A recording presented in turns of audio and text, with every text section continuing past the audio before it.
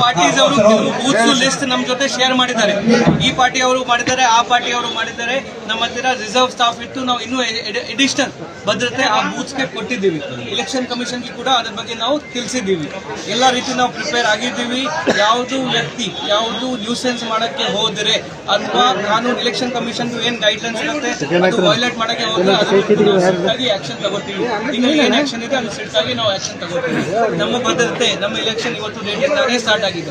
Actually 15 ದಿವಸ ಯಾವಾಗ 15 ಮಾರ್ಚ್ಗೆ start ಆಯಿತು ಆ ದಿನನೇ ಸ್ಟಾರ್ಟ್ ಆಗಿದೆ. ನಾವು ಎಲ್ಲರೂ ನೆಕ್ಸ್ಟ್ 2 ಡೇಸ್ ಅಪ್ ಟು ಪೂರ್ತಿ ವೋಟಿಂಗ್ ಪ್ರೊಸೆಸ್ ಮುಗಿತಾನೆ ಫೀಲ್ಡ್ ಅಲ್ಲಿ ಇರ್ತೀವಿ. ಯಾವುದೇ ಕಾರಣಕ್ಕೆ ನಾವು ಬೇರೆ ನ್ಯೂಸೆನ್ಸ್ ಮಾಡಕ್ಕೆ ಅವಕಾಶ ಕೊಡೋದಿಲ್ಲ. Okay sir. ಈಗ ಸಂಗಿ ಇಬ್ರು ಇದ್ರು. ನನಗೆ ಪ್ರೆಸೆಂಟ್ ಇರೋ ಮಾಹಿತಿ ಪ್ರಕಾರ ನಿನ್ನೆ ಅವರಿಗೆ ಜಗಳ ಆಗಿದೆ. ಅವರು ಇಬ್ರು ಸೆಪರೇಟ್ ಸುಸೈಡ್ ಮಾಡಿದ್ದಾರೆ. ಇಬ್ರು ಫ್ಯಾಮಿಲೀಸ್ ಅವರು ನಮಗೆ ಯಾವ ರೀತಿ ಕಂಪ್ಲೇಂಟ್ ಕೊಡ್ತಾರೆ ಆ ಪ್ರಕಾರ ನಾವು ಕೇಸ್ ತಗೋತಾ ಇದ್ದೀವಿ. ಈಗಾಗಲೇ ಅಲ್ಲಿ ಲೋಕಲ್ ಆಫೀಸರ್ ಅಲ್ಲಿ ಇದ್ದಾರೆ, ಅವರು ಕೇಸ್ ತಗೋತಾ ಇದ್ದಾರೆ.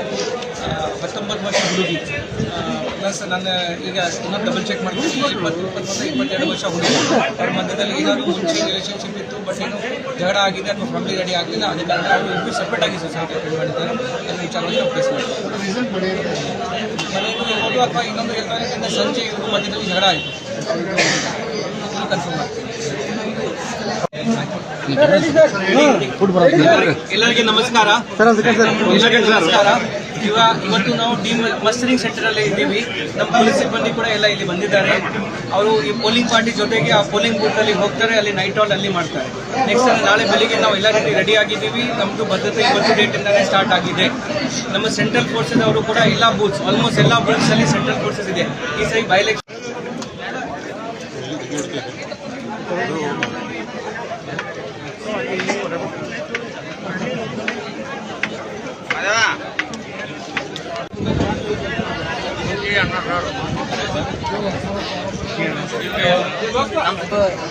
ಯಾರು ಮಾತ್ರ